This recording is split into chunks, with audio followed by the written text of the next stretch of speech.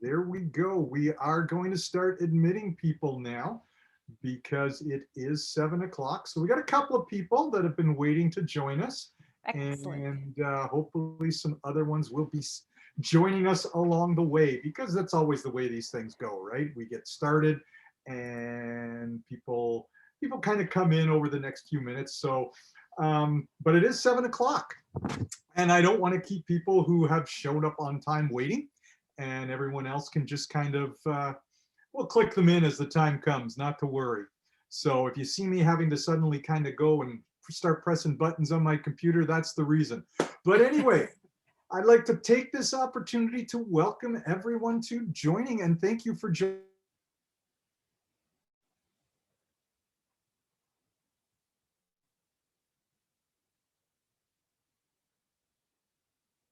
exclusively meant for dentists in private practice in Canada. Now, that's what we do. We are a buying group, but we like to try to do more than just bring great prices to dental offices. We also are really focused on trying to build up a community, something that really supports the private practicing dentists, where we can get together and learn from each other, get together and share ideas, get together and really, as I said, become a community. That's the goal, and that's part of the reason for having these webinars, so that we have these learning opportunities where we can bring great people in to share fantastic content and information. So I'm always excited about doing that. Thank you to all the members who are joining us. I know there's also a few especially invited guests here as well. So if there are any guests here that aren't members of Dental Peers, this is an opportunity. If you want to learn more about Dental Peers, by all means, reach out to me. I'm more than happy to take any questions, and maybe this will be the opportunity that you can come and join your peers. It is actually the first webinar that we are hosting for 2021. And it's hard to believe, because we're 4 weeks in already into. It's hard to believe how quick January has gone by, but here it is. It's late January, 4 weeks in. So still the first chance that I've had to wish many of you a happy new year. Obviously a bit belated, but nonetheless, I hope that the year of 2021, as strange as it continues to be, has gotten off to a great start for all of you, and that you did manage to enjoy, however it worked out, a wonderful holiday season for you. So I'm going to go over a couple of housekeeping tips that just to get us started, and most of you are doing a great job with that already. You're coming on, cameras turned off, speakers also on mute. That really helps us, because you never know what sort of bandwidth issues you're going to wind up having with Zoom. Fingers crossed we can get through this without any challenges. I am recording this, so I will hopefully have that sent to me from the good people at Zoom and their cloud, and I'll have a link that I can send out to you tomorrow. If you don't get it by the end of the week, feel free to email me on that. You can email me at sean@dentalpeers.ca. So Sean is SHAWN, and I'll make sure at that point in time that you get a copy of the recording. And I am excited about tonight's presentation. We are going to be having a fantastic opportunity to learn how to unlock the potential and effectively use a treatment coordinator in your dental practice. And I hope everybody, that you've got your seatbelts strapped in, because there was one thing I can tell you: you are going to be hit with a lot of energy and passion tonight. Our speaker, if you do not already know her, is Julie Friesen, and she is what I would call a go-to coach, one who is excellent at engaging and aligning and equipping dentists and their teams to get them from where they are to where they want to be. Now, as young as she looks, it's hard to believe that she actually has 26 years of experience in the dental industry. Go figure. She doesn't look it, but she's got it. She's got it in a whole host of areas, from working as a certified dental assistant, as a, you guessed it, treatment coordinator, and of course in office management. So she's covered a lot of ground in this, and has had a lot of opportunities to see how things work on multiple facets, and brings her experience to the front lines in helping dental teams.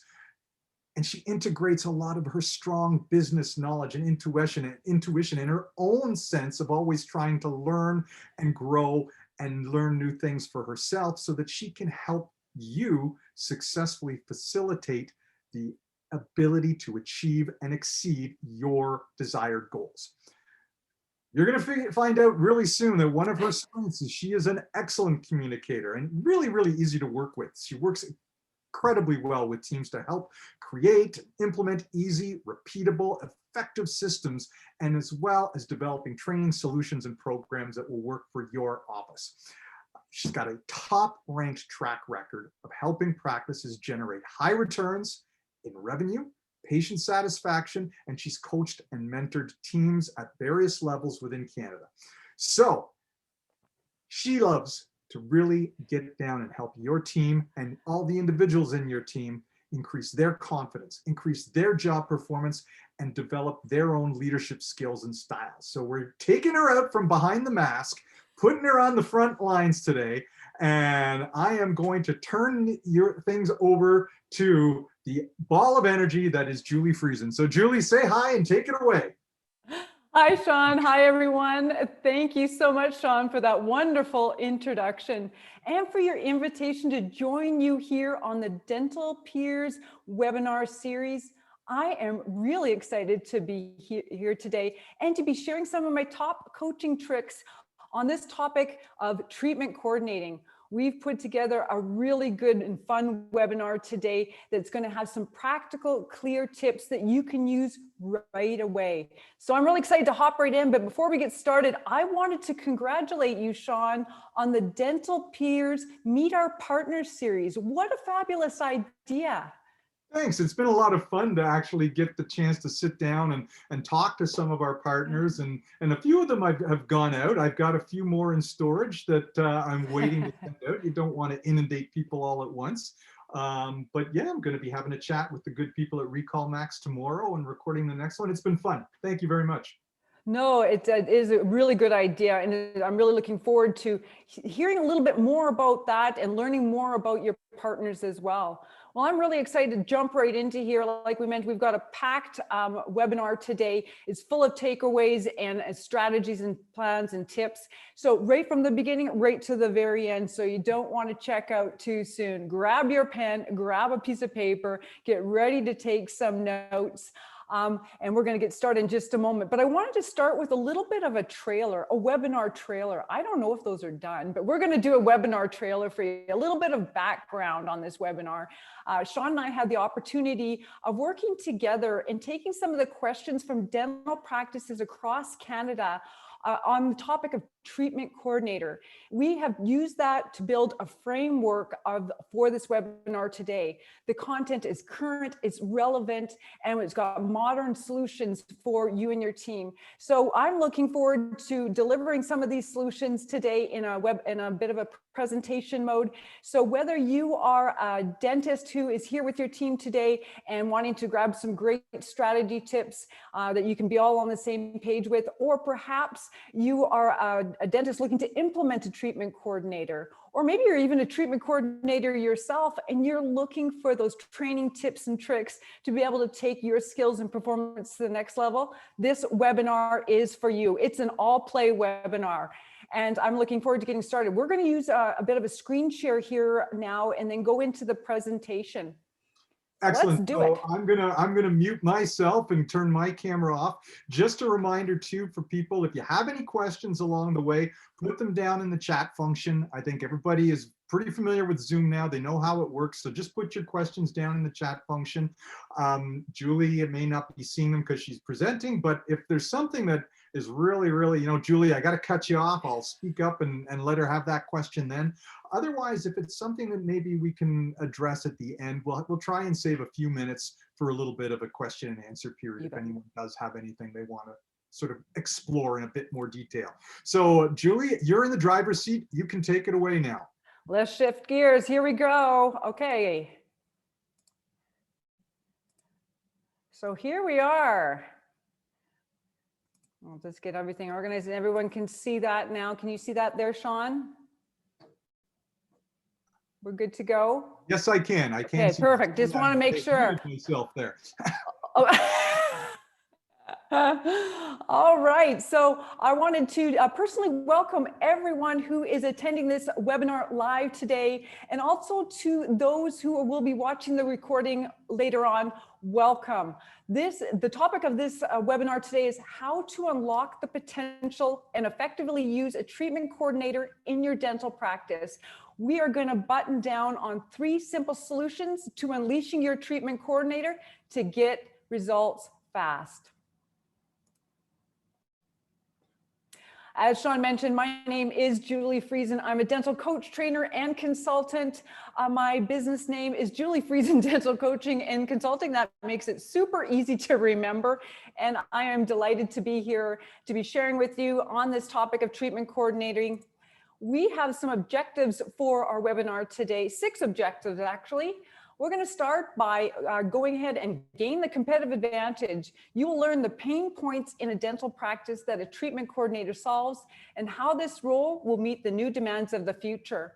Number 2, we're going to get 3 simple solutions to unleashing your treatment coordinator to get fast results. We're going to start by going head on and unveil some key building blocks to establishing a treatment coordinator role. Then you're going to discover one of my top coaching tips to improving the effectiveness of a treatment coordinator. And then we'll find out how to accelerate the potential of your treatment coordinator. We're going to wrap up with point number 6 and understand how the treatment coordinator role is rapidly evolving and what skill set it will require in the future. As Sean mentioned, a question and answer period will be provided at the end of the webinar for any further clarity on the topic. If something you want to press in and jump in and put something into the chat box sooner, be free to do that. Otherwise, just leave those to the very end, and then we can definitely have a question and answer period. I'm happy to host that and to be able to answer any questions to gain more clarity. All right, so wherever you are, if you are watching this webinar from your dental practice right now, or you may be in your living room, or you may be in your kitchen, or maybe you're in your home office, maybe even in your bedroom watching this webinar right now, sit up nice and tall, get ready to learn. I'm excited and pumped, and I hope you are too. So here we go. If you are like most dentists and teams I've talked to, you have been feeling very frustrated, overwhelmed, and stressed over this last while. It has been a very, very challenging time with adapting to a lot of changes and being able to be super, super busy when coming back into our practices. Most dentists on a single dentist run about 3 to 5 chairs in a dental practice. And they're consistently hopping back and forth and side to side, trying to meet the demands and trying to meet of the practice and of the patients. It can be very, very busy, and mostly they can feel that they're feeling super rushed. Most dentists I actually talk to, they will use it down to 2 words: feeling burnt out. If you're in the front line of the dental practice, you got patients coming in, you got patients leaving the practice, checking out, you're picking up phones, you're making calls to making sure people are coming into their appointments. You are doing pre-authorizations. You may be also doing a day sheet for the next day. Now you're wearing a mask. You have a piece of plexiglass in front of you. You're trying to hear. And that's just to name a few of things that happen on the front lines there. It has been super busy. And if you talk to many people in these positions, it feels downright nuts. Now imagine being a new patient and coming into this environment, coming into these emotions. We can feel often we can feel very frazzled by this, and our emotions can be far from the ability to be making a good first impression. And you know what they say, you can never have a second chance to make a first impression. A treatment being in dentistry 27 years as a dental assistant and treatment coordinator and practice management, I know firsthand what it feels like to be at the speed of lightning pace, and then to be with all those emotions. It can be so challenging. The big part is that we are not always able to attend to the things we want to the most. We don't have the time, the energy, or the emotions, and that's the patients themselves. A treatment coordinator giving you a wide angle lens, a wide purpose lens, plays a role to rescue both the needs and the stresses of a dental practice. The role can have a wide variety of definitions, and it can look so different, varying from practice to practice. But on the broad objectives, on the wide lens purpose, a treatment coordinator can be buttoned down into three main areas. A treatment coordinator helps to create an exceptional patient experience. They help when they can attend to a patient when they don't feel hurried. They build patient relations. They build rapport. The second part is treatment coordinator increases the clarity and effectiveness of communication. They have time to listen to a patient. They have time to answer questions, ask questions, and to be able to create a lot of value for the treatment as well. Then the third part is they increase business success. They increase case acceptance, profitability, and also productivity. I like this as a visual. A visual word is a treatment coordinator serves as a liaison. They serve as a liaison between the patient and the dentist, or the patient and the clinical team, or the patient and the administration team. I've actually dentalized this actually definition here. I've made it for us today. I've connected the definition and made it dental. So the treatment coordinator serves as a liaison, which means a connection for establishing and maintaining mutual understanding between the clinical diagnosis and the cooperation of scheduling treatment. And it really creates that neat visual of what a treatment coordinator is. Simply said, a treatment coordinator helps to create an exceptional experience, a 5-star experience for your patient, helps to be able to have clear communication, helps to increase business success, and begins to decrease the stress of the entire team. Now, as I mentioned, we had a few questions coming in from Canada. And so we've got questions that are going to be in here that from dental teams across Canada. And so we're going to answer some of those questions. So one of the questions that came in is, why should you introduce a treatment coordinator in the first place? Well, if the answer I just gave you wasn't enough, we are going to have 10 reasons. Here's your sign. You need a dental treatment coordinator. Now, anybody know who that, there's a comedian named Bill Engvall, and Bill is a great comedian, and he's got a whole series in his comedy act that's called Here's Your Sign. He's got a little bit of a Southern accent. So anyone who knows who Bill is, go down and give a thumbs up in your Zoom box there and make a thumbs up float up. He is fantastic. I encourage you to check him out. Good, clean humor. So here's your sign, 10 reasons you need a treatment coordinator. You're stressed due to receiving bad Google reviews. Lack of time and energy to present treatment or give treatment options. Here's your sign, you need a treatment coordinator if you're frustrated because you've been diagnosing treatment options such as implants, but patients rarely proceed. You feel overwhelmed because patients regularly leave without scheduling their next appointment. Here's your sign, you need a treatment coordinator. You're stressed because patients are leaving your practice due to poor customer service. You often have to return calls to patients who have more questions about their treatment. You don't have anyone to coordinate large treatment plans, so you don't diagnose them. Here's your sign. If you're struggling to fill holes in your schedule, you need a treatment coordinator.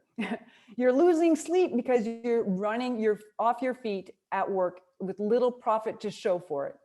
And here's your sign. You need to take your practice to the next level. You need a treatment coordinator.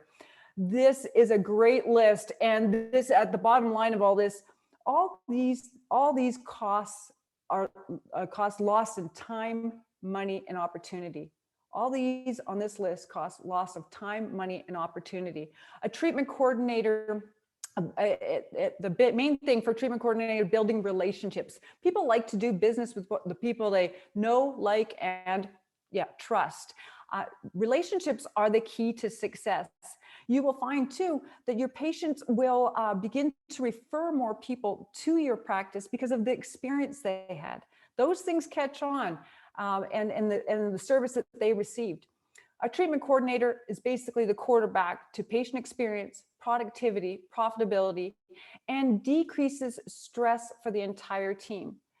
Coming through this unusual time, the treatment coordinator role is more important than ever.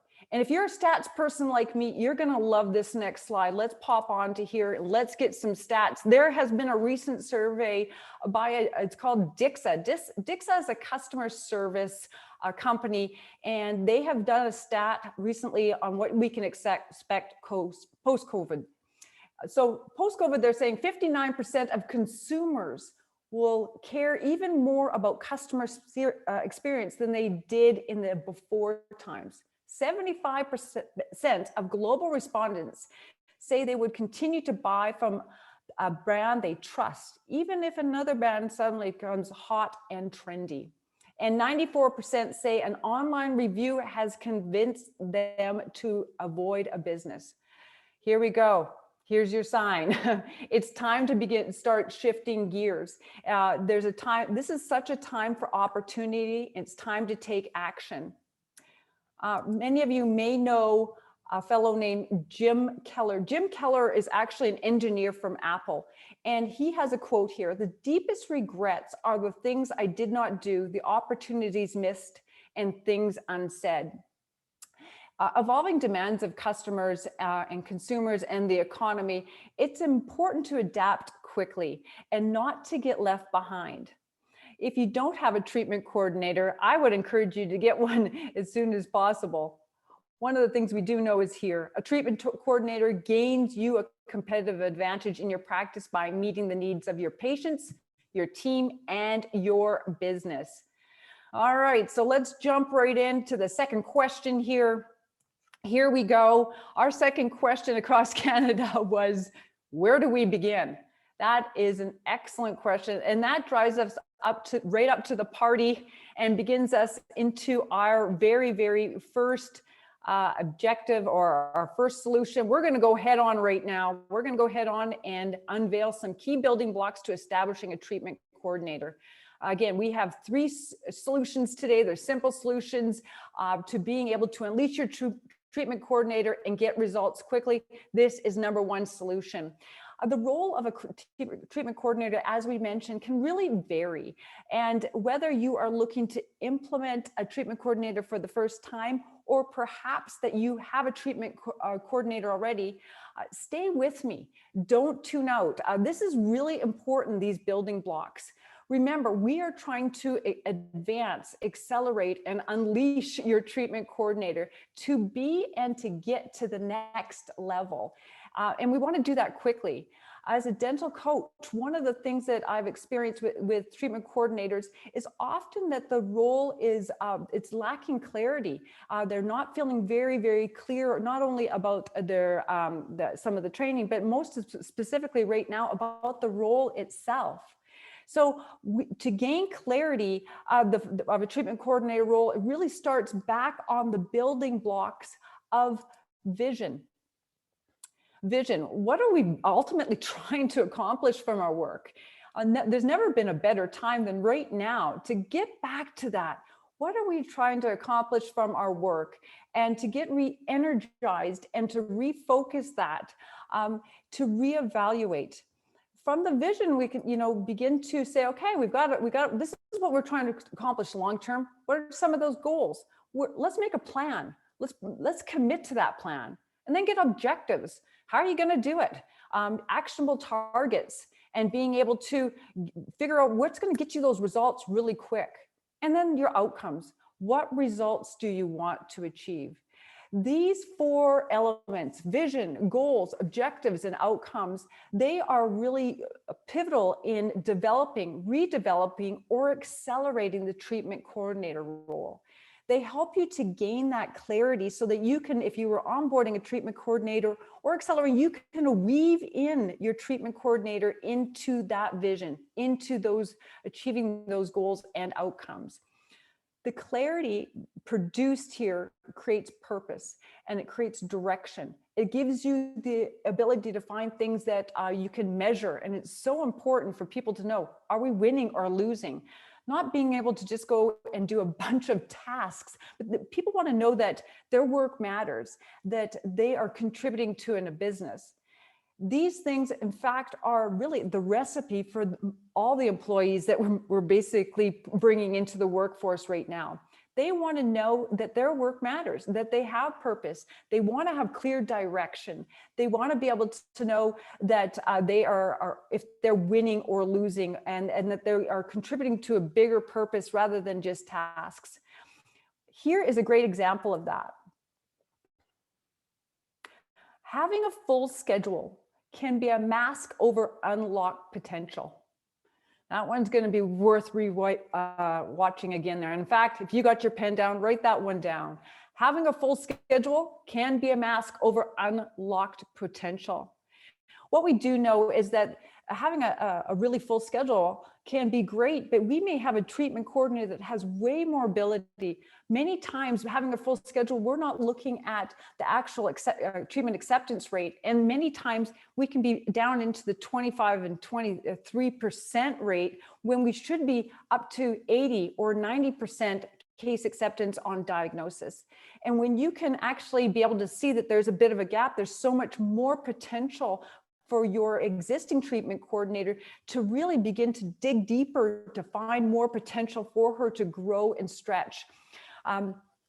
When you're onboarding and hiring somebody, when you know what you're trying to accomplish long-term from your practice, when you have your goals, when you have your objectives, and now you want these outcomes, that's going to really help you in hiring a treatment coordinator, because you're going to want to know what the education that's going to require, the personality, the experience, the skill set, the cultural fit.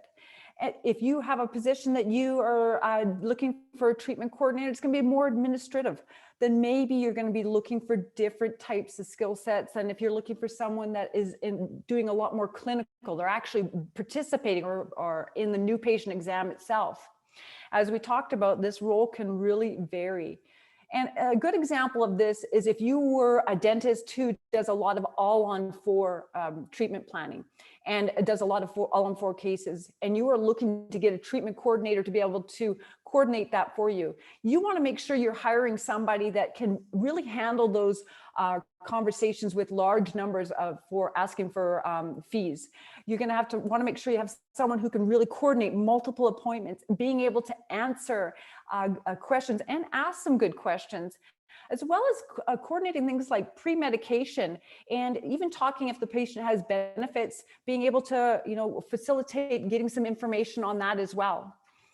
Whether you are onboarding a treatment coordinator or you are accelerating the performance of a treatment coordinator, again, it begins getting clear. Get clear of what you are trying to achieve, set up some goals, be able to create objectives, get your outcomes. And this is basically a rinse and repeat procedure in a practice. Once you get your outcomes achieved, you're going to go back to the top and start building again. We have a great question coming up next, and it actually trampolines right off this question, this topic we're talking about right now. And the question is, what are the common mistakes dentists make when hiring a treatment coordinator? One of the areas that we can often maybe oversee is a better word, is when we hire, we begin to hire for our immediate concerns, the immediate tasks that need to be taken care of. And I would encourage that now we need to be looking forward, not just for our immediate concerns, but being able to look long-term, looking into where we're growing. And now is the time to be able to shift into a growth mindset.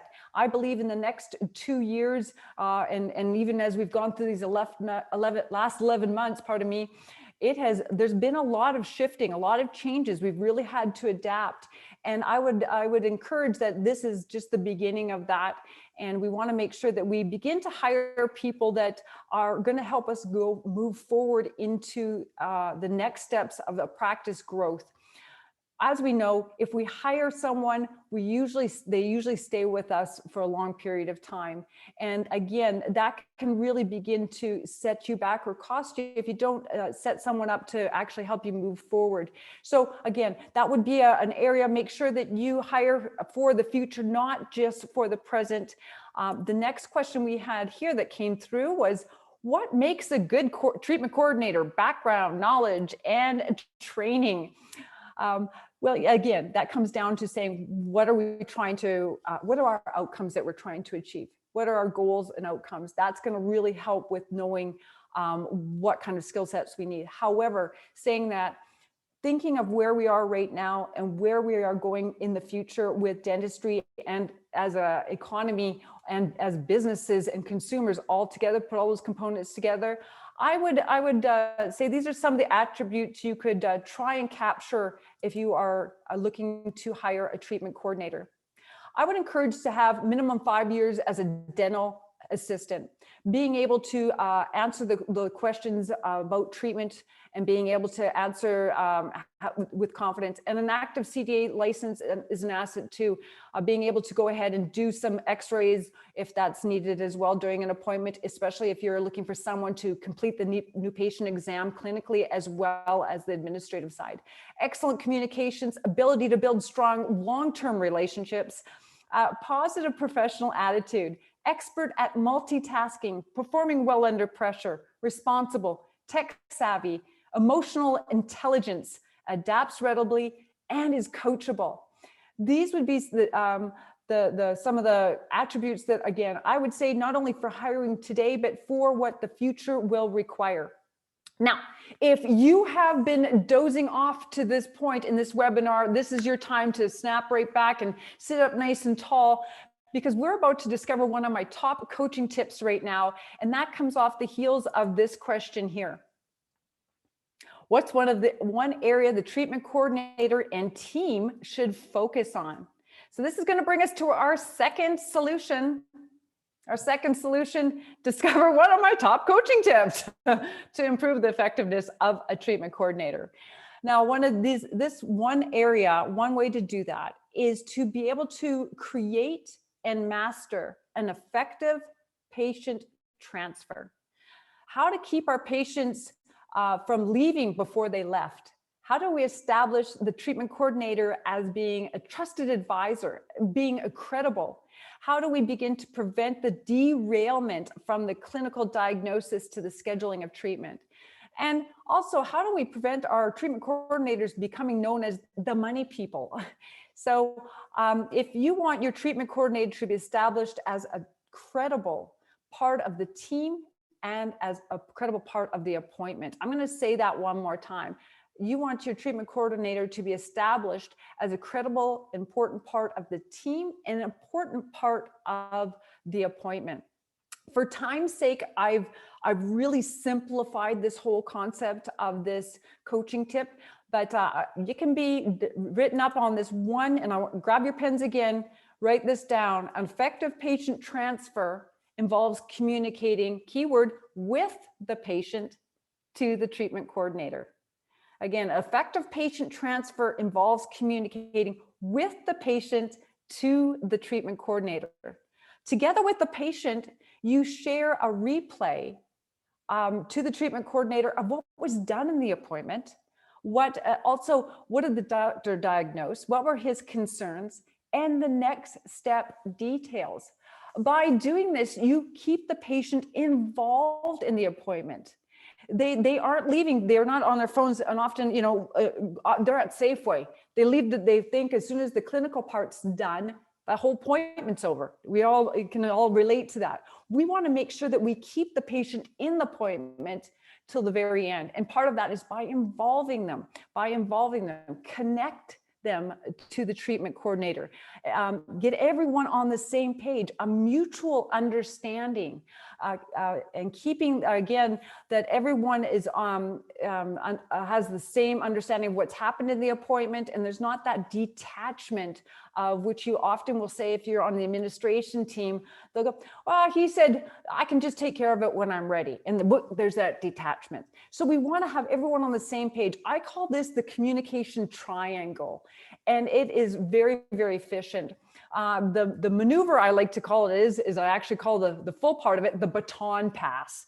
The baton pass, establishing the treatment coordinator as a part of the appointment, as a credible part of the team, and as the trusted advisor. When we pass that information in front of the patient and with the patient to the treatment coordinator, it keeps the train together. Instead of having before the clinical part, it's almost like a caboose of a train.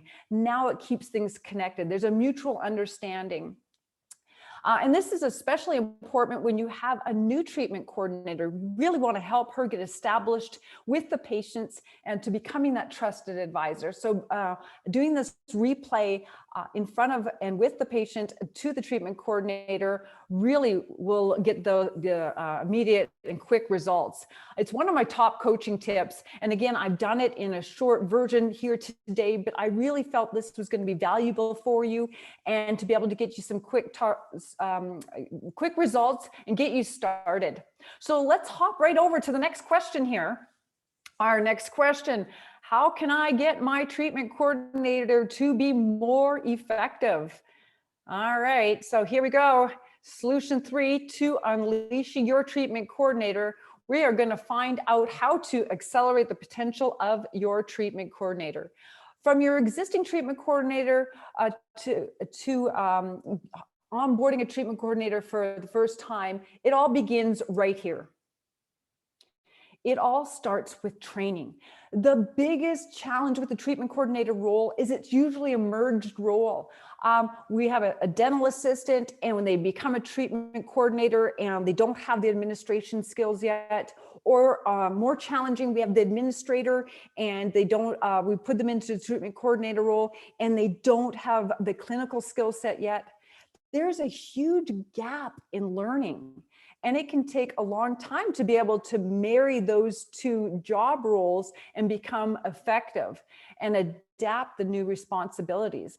It can be very stressful as a dental assistant moving into from a stop-start. And a good example is that you start a filling and you finish a filling and that procedure's done. With the treatment coordinator role, you have endless amount of paperwork. The amount of paperwork, it's like an ongoing train. So you don't have that feeling. And that can be very overwhelming for the assistant, a portion of it. From the administration part, there can be the challenge of being able to answer questions and especially go really in depth with some of the clinical aspects of an appointment when patients have questions. Often treatment coordinators that are more administrative starts will say to me that they don't feel very confident at all in answering those questions, and they'll almost draw back in the conversation. They end up getting more into the title of being the money person, and we want to try and create them more as a trusted advisor in an all-around position. Often you'll find the results with the patients will be that they will kind of detach as well, and often you'll get the results of saying, I'm going to go and think about it. I'll call you, or I got to talk to my spouse. And they tend not to schedule as often when on the end of those appointments. The biggest challenge is when you put someone in a treatment coordinator role and they don't have the administration, they don't have the clinical skills. It can be very, very challenging to get them to a spot where they feel confident and established as a trusted advisor. To top it all off, in most dental practices, there's only one treatment coordinator. There's very rarely do they have someone who they can look for guidance or be able to get some mentorship, or there's been some guidelines, which means that they often are left to figure out things out on their own. Let's go on to this slide here. This really begins to give us a little bit more about the treatment coordinator. They are responsible, as you remember, for the productivity of a dental practice. They hold the key responsibility as well as for the profitability of a dental practice. And what it costs when we're not able to provide some of the training, what it costs us as a practice is lost money, lost time, lost opportunity. Often we get more increase in patient complaints, increase in employee turnover, increase in stress. When we're not providing enough training, obviously we get job effectiveness is reduced, productivity is reduced, confidence is reduced, communication, cultural fit, and job satisfaction is reduced. Employees working under their full potential and effectiveness costs practices money, time, and opportunity.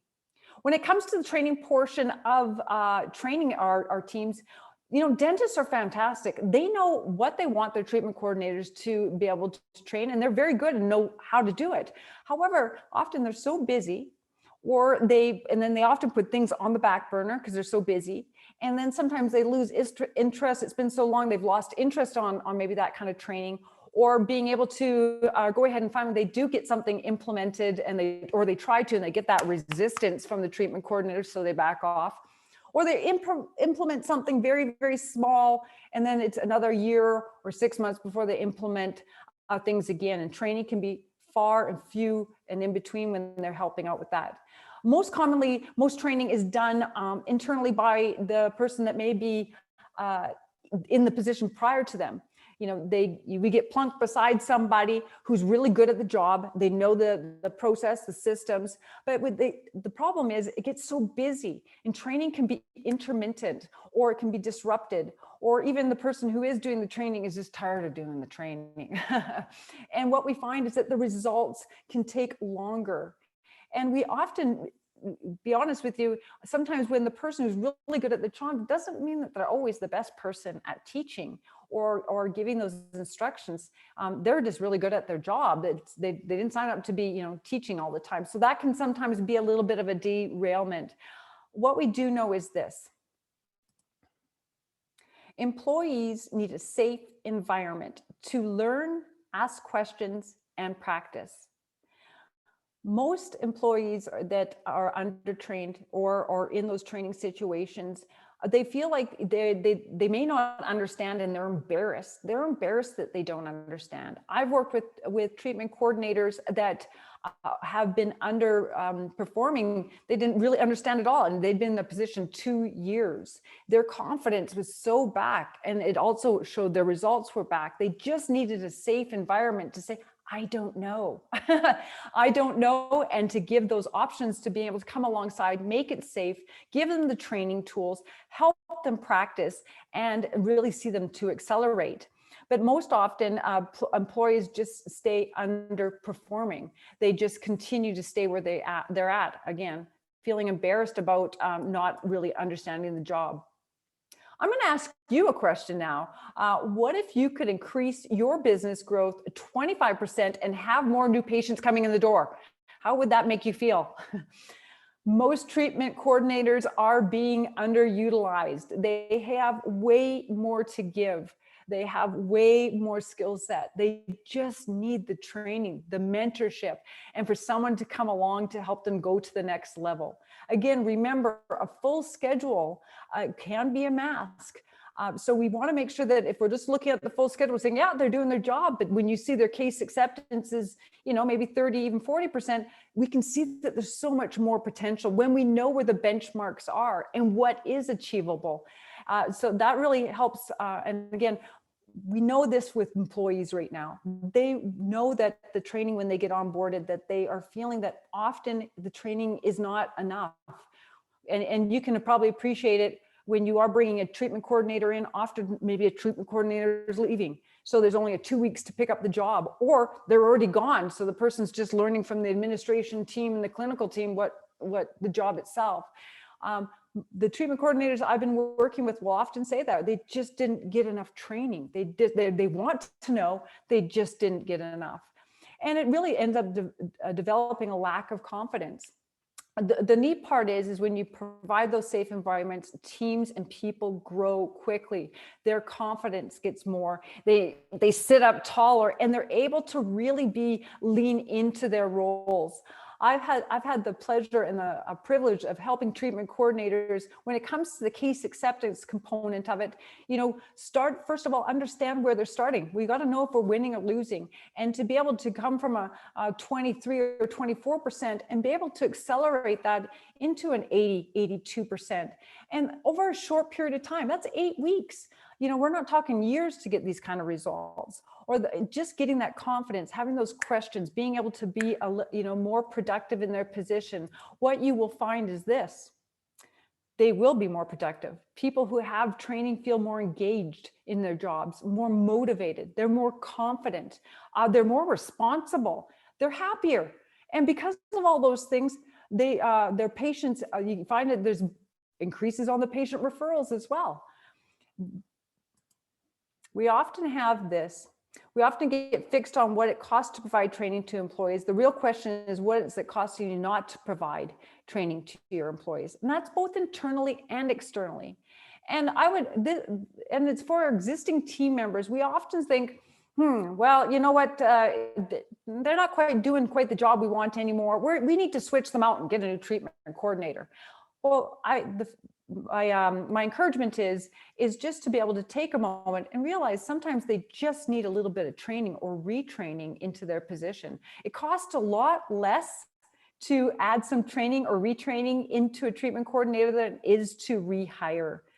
Sometimes we just need to give an opportunity for someone who may be in their role 1, 2, 5, 10 years, and just to be able to get them that support to go to the next level. And again, that's going to start with that vision, goals, objectives, and outcomes that you're trying to achieve. Instead of settling for good or great, when you understand there's so much more potential, let's go for that outstanding. Here is your recipe card. I've done a little recipe card here for you, accelerating the potential of your treatment coordinator. This allows you to know if you have an existing treatment coordinator in your practice, you want to be able to do this, or if you're onboarding, this is also a great recipe card for you. Establish an ongoing training structure in your practice to keep building on skills and performance. Align and set goals with achieving your vision. Make a plan, commit. Provide training opportunities on a regular basis. Allow them to do some job shadowing. Sign up for one-on-one coaching mentorship programs. Take a course together with your treatment coordinator. Get registered for online treatment coordinator group training. There's so many great virtual classrooms that make it super easy now. Set a time to communicate feedback. Evaluate and measure. Keyword. And then again, rinse and repeat this. Again, this is a great recipe card if you are looking to, with your existing treatment coordinator, to accelerate the potential, but also it helps if you are looking to onboard with a new patient, a treatment coordinator. My encouragement is, if you are doing a treatment coordinator the first time, you haven't had one in your practice before, you may want to get some support so that you can get that position in effectively, you can get it in quickly with guidelines, you get some structure in there, you get the training, and then you're also going to get the results way quicker. Why wait 1, 2, or 3 years before you get that new treatment coordinator moving forward into their full potential when you can do it so much quicker? All right, we are going to jump right in here. Phew, we just have wrapped around third base here, and we're on our way home. So hang in there. There's still some more takeaways I'd love you to have here. We are going to go on to this question here. How have treatment coordinators had to adapt during COVID? Different skills, different training. This question is fantastic, and it really sets up for our final objective today. We are going to be looking at into the skill sets of what a treatment coordinator has been doing is learning to show a lot more empathy. That's been a huge part right now, helping patients feel more safe and feeling more confident during this unusual event. They've had to spend more time listening to patients. Also being able to help to really maximize how much we're doing in each appointment. As we're only doing, trying to minimize how many times they're coming in. So really maximizing that, which they normally do, but they're really focusing in helping the patient to maximize their opportunities when they're once in. And then also giving some financial solutions as well. But I would say this is the main area where there's been a real big learning curve happening and moving forward is the virtual consultations. This is the new efficiency demand in dental practices. People want things well done, and they want them done quickly and personally. So this is a lot to be mastered. There are practices that were doing virtual consults before, but I would say that most practices, this may be a new concept, and some people haven't even gotten on board with this. I really think if I were to make a recommendation, if you have not started the virtual consult, get started with them. It is a lot to be mastered. There's a lot of setup, learning of lights and learning of how do we have cameras set up and what do we ask, what do we not say, how do we communicate, time management of those appointments as well, pre-screening of virtual consults. But this is the way the future is going. We are going to be looking at trying to get really, really effective with our customer service. How do we begin to make it so we can achieve maximum productivity with minimum wasted time? Because that's what the consumer is looking for. One of the things is I do know is this: what we have done in the past may not be what we are able to do in the future.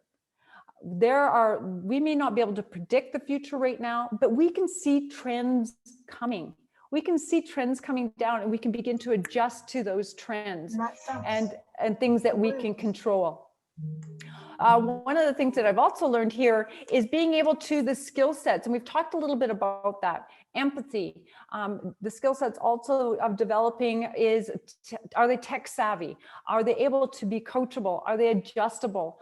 To being able to learn new things. And I think those, and the emotional intelligence piece as well, those are going to be some real skill sets that need to be a real big benefit coming into this next stage. We know there's a lot of change yet to come, but there's so much great opportunity to grab. One of the next, this is what the next generation here. Oh, we jumped right ahead. We're going back. Here we go.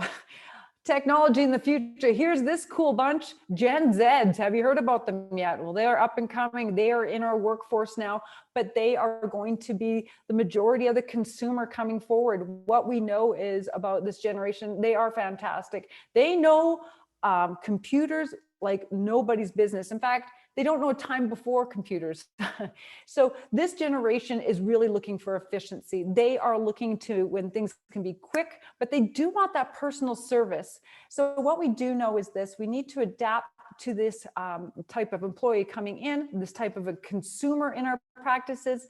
And when we can see the small things that we need to adapt to now, that we can see the trends are here, practice those, adapt to them, instead of waiting and holding back and then all of a sudden saying, oh, I got to catch up, because there's going to be a lot more of a learning curve going forward with that.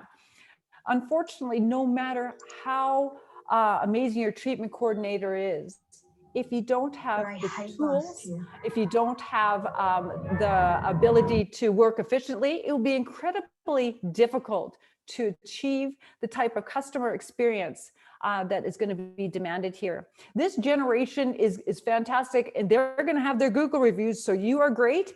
Everyone's going to know you're great. But if you're not, they're going to let people know as well. Practices who can deliver this type of customer service are going to thrive going forward. All right, so you guys got a sneak peek on this other slide deck. So we're going to jump back here. We're going to wrap up here with this conclusion. And I really like this from the Harvard Business Review. Adaptability is the new competitive advantage. This really circles back to the very beginning of our webinar today, gain your competitive advantage. I would suggest treatment coordinators can really support you in doing that. They can help you in adapting your practice and really, again, bridging, being able to move your practice forward, but also helping to rescue the stresses of a dental practice. This is the time and opportunity to keep our feet moving. I think of a tennis player. We want to keep our feet moving. We don't want to be standing still, and we want to be able to take these opportunities and move forward. When you do actually look at the definition of adaptability, is to adjust, accommodate, conform, to bring one thing into correspondence with another. Don't be afraid to adapt. Take time, train, master new skill sets, be able to reinvent yourself a little bit, take a course, go online. This COVID thing, it's gonna wear its feet out. It's gonna pass. There's so much opportunity right now that we can be gaining.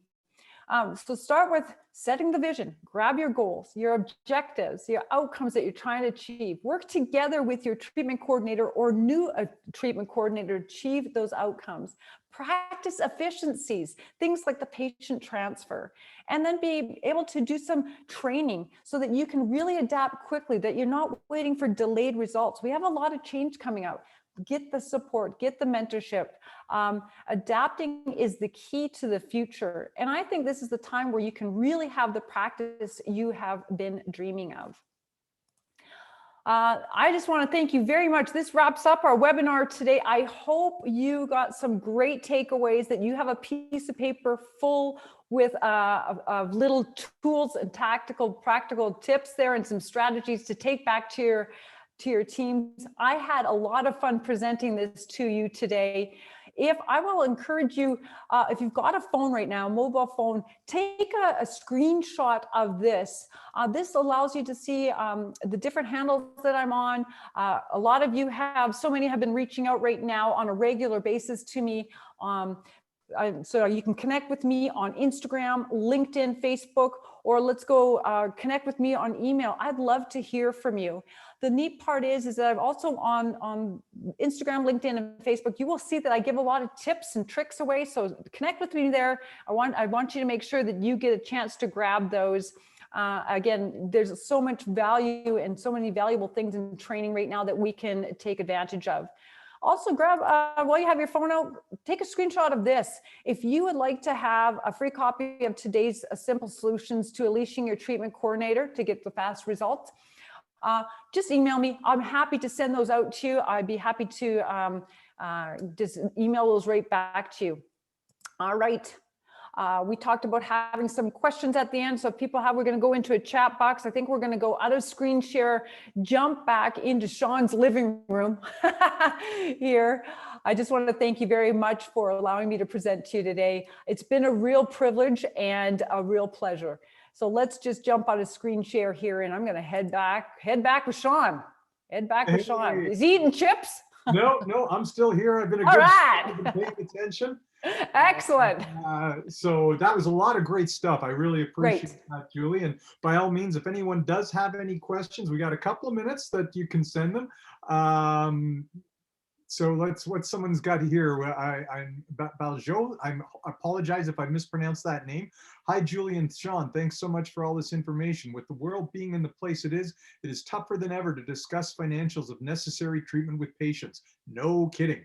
Do you have any tools treatment coordinators can use to overcome, I can't afford this, or I'm not financially ready for this?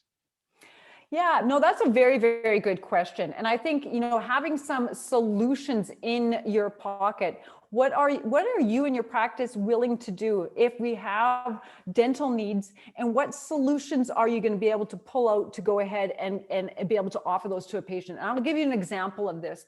Often, we of course want to make have the opportunity for people to pay in full first, right? We want to give that forward. And a lot of times we don't want to just go, okay, with this Invisalign treatment, would you like the 12, 24 month or the 4-year payment plan? Well, of course, I'm going to take the 4-year payment plan, right? So we want to have options in our practice by starting small and then being able to present and have an agreement where we can maybe present some more options. I like to do it this way.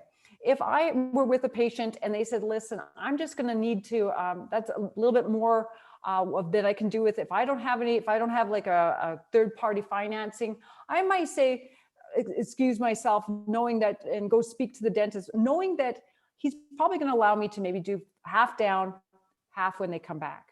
That might be an option. But I always will excuse myself and of course be going and say, hang on, I'm just going to step away. This is a good sign. I'm just going to go talk to Dr. Smith. And usually that looks, number one, looks great for a patient because they know that I'm in their court, but it also allows me to have some solutions up my sleeve. I don't want to be able to just give right to the farthest solution. And it may be even, I have a second solution with the dentist, and there might be an extreme case of being able to say, okay, listen, Mrs. Smith can only make so much a month or whatever. Are you willing to do that? And there may be an agreement that you can come together with the dentist on. But I usually will do that, is have some idea of what the dentist is willing to do.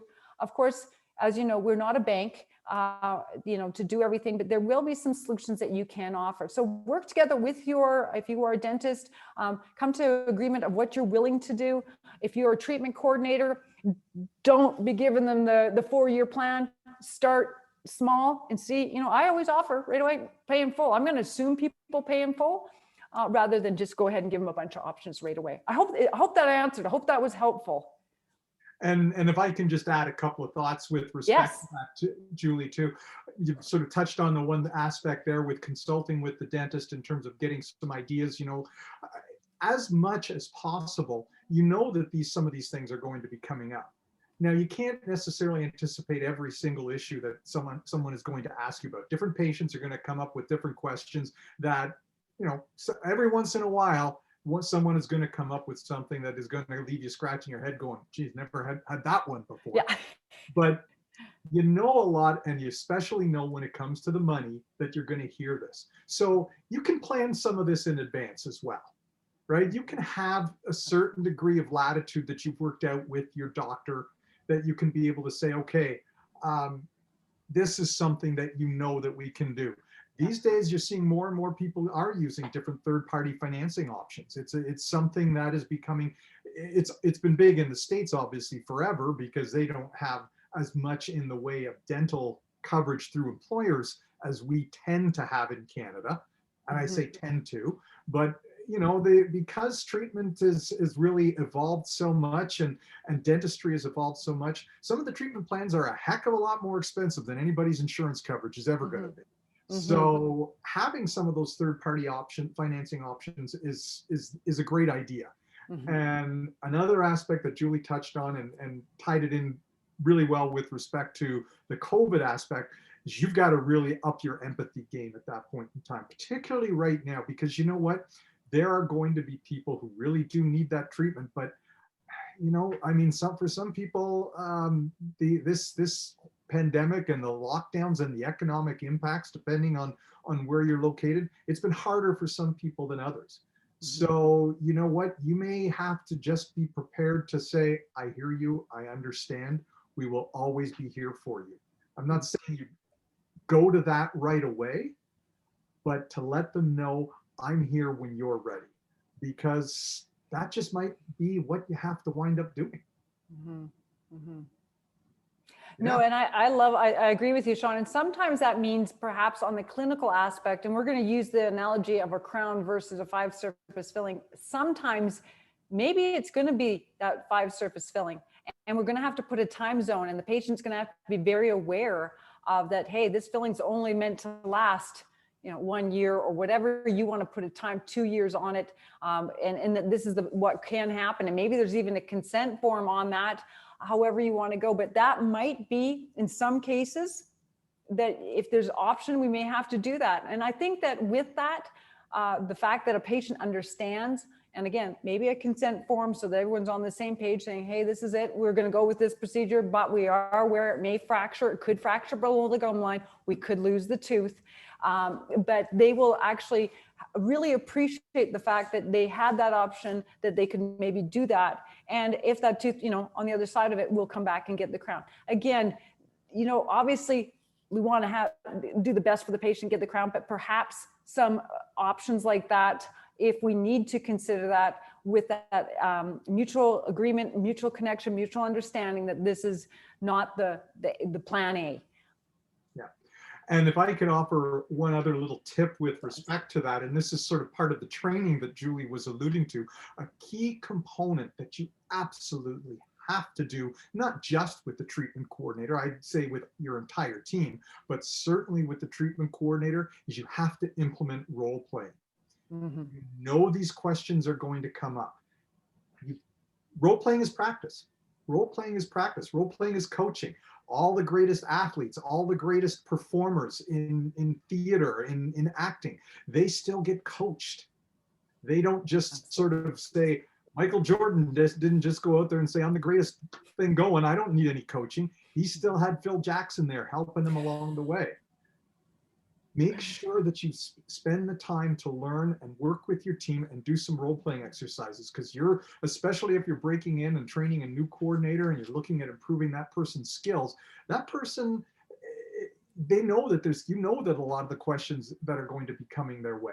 So if they're just going to get hit for the first time in a live fire with a patient, they're not going to portray the sense of confidence that you are going to want them to have. They may struggle with portraying the empathy because they're just in a panic mode thinking, how do I answer that? So role playing is uncomfortable. Every time I've tried it as a coach, and Julie, I'm sure, you've probably had a similar experience. Yeah. People try to avoid it. They try to work their way around it.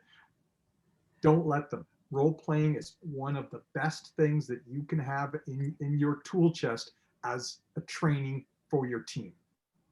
I totally agree with you, Sean. It's great. And the fun part about role playing is when you're role playing with your team, it's so much easier with the patient. So you're doing the hardest thing first. You'll find that actually when you're with the patient, it's much easier than the role playing that you're learning to practice with. But it is so beneficial. I 100% behind you on that one. Yeah. And if, for any dentists that are listening, when it comes to role playing, one of the things that I always try to say to help get the team sort of on board with it, because if I go straight to the team, they'll look for any way that they can to get out of it. Yeah. So I want the dentist to be the one that I role play with, but I want the dentist to screw up. I want the dentist to make a mistake, because that's a big part of what people are afraid of. A lot of the times you'll be doing role playing in sort of it can be private. Maybe you're going to take your treatment coordinator aside for a private session on this, but a lot of the times role playing happens in the environment of a team meeting. And if the dentist gives the perfect answer all the time, then everyone's just going to be really quiet and defer and hope that the dentist takes over and shows them what what the dentist wants them to say. Yeah. Whereas if the dentist makes a mistake, that kind of gives everyone permission to say, oh, it's not that big a deal to make a mistake. And maybe over time, they'll become a little bit more comfortable with the concept of getting into role playing. Because as Julie said, one of the things you do in a role playing scenario is, you're the patient in that, you're playing the role of the patient. You're going to be the worst patient ever. So you will get a lot of practice in terms of developing the skills and what you need to be able to say in certain scenarios. And even if the questions you get in a live fire from a patient are different, there's still going to be the skills of thinking on your feet that you can draw on. So I don't know what you think in terms of some of that then, Julie. I agree with you. I think that it's a great thing. And I really am big in one-on-one coaching on that as well. So having the opportunity to work again and with treatment coordinators to understand the skill set, and then to be able to offer with permission to say, okay, that was awesome. Here's some A, B's, and C's. A lot of people are doing so much really, really well. It is the most simple things that people often just have to tweak. It's just so little that gets them a completely different result. So get comfortable with role playing. I think that you're going to see a lot more of it coming out, and use it as your practice card, and you will get results much quicker. Absolutely. One different thing that I kind of wanted to touch on that you alluded to a little bit is the idea with technology coming in. Mm-hmm. And we've got, as you said, the Gen Zs that everything is instantaneous. They expect something quickly. That idea that you never have a second chance to make a good first impression. Well, I think for some people, like for people my age, I'm a Generation X, we've got a little bit more patience to give you a little bit more rope with that first impression. People that are used to things instantaneously, you've got to come up with that first impression, bang. Mm-hmm. And that's a big byproduct, I think, of technology. What do you think in terms of that? I totally agree. And I think, even now, if you were to take a prescription into Shoppers Drug Mart, now you can just phone it in. You don't have to walk it in, if you want to say old school way. And people are getting used to these efficiencies, and it's going to become more the norm. And my encouragement is the same with what you were saying, is that we know this is a trend. We know that these are the things that's happening. It's no use denying. It's like the Zoom meeting right now. At the beginning of maybe COVID, we were Zoom. We didn't really get into this. Well, the fact is, this is the environment we're in, and this is today, and this is normal. And so I think the quicker we can get on board with things that are going to create efficiencies in our practice, and technology will create a lot of efficiencies in our practice and make things a lot quicker and a lot simpler. And that's what this generation is looking for: simplicity and quick.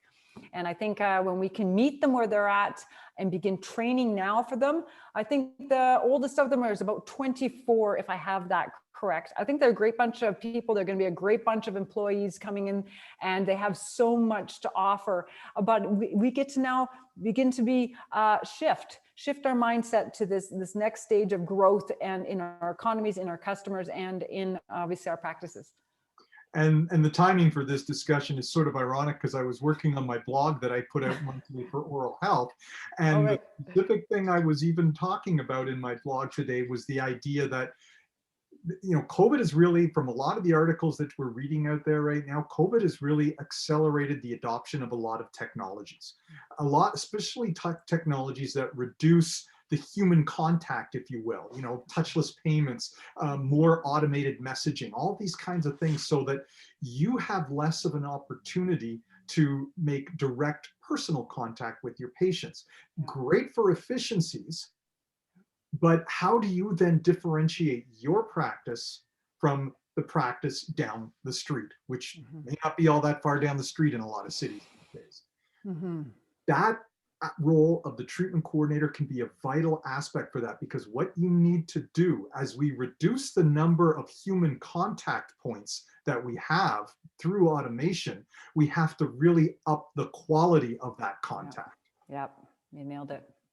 Yeah. And your treatment coordinator can be absolutely vital. It's about having that vision. The treatment coordinator gives you that opportunity to put out that brand that you want to be identified with, that brand of a patient experience you want to make. And like, Julie, you were just touching on some of that, and that was what was going through my head as you were talking about some of those sort of things. It's absolutely essential. Yeah. Yeah, there's so much opportunity. It's a really exciting time, actually. If you are a person that likes to grow or not, it's time to kind of, again, shift gears, shift our mindset, because I think we could really have the practice we've always wanted. And what we do know, if we don't shift gears, we may not be where we want to be in the next short period of time. So get excited, gain some new energy, get a vision of where you want to be, where you've always wanted to be, and start adapting step by step. I think that, like I said, I think you can take a practice to a whole new level. One that you may have said, I'm done and out. Shifting a few small little shifts and a little bit of a vision, you can be back in the game and have that practice that you've always wanted. Absolutely. Okay, well, I think we've got the questions that covered that people have had, and some of the thoughts that I had, and we're now at that hour and 13-minute mark with respect to things. So I know people would like to get on with their Wednesday evening wind down. Maybe if they're not already in their PJs, get into their PJs and have a glass of wine and get more comfortable. Julie, before we wrap it up, I know you had that great slide, but maybe just as a way of reminder, if people want to get a hold of you, what's the best way for them to do that? You bet. You can reach out to me on my personal email. It's Julie Friesen, JuliefRiesen,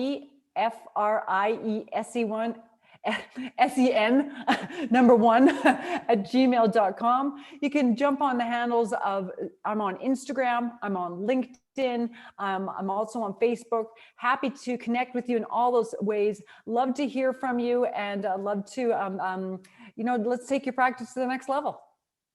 Absolutely. Thanks so much, Julie, for joining us. For those that you don't know, Julie's all the way out in beautiful British Columbia.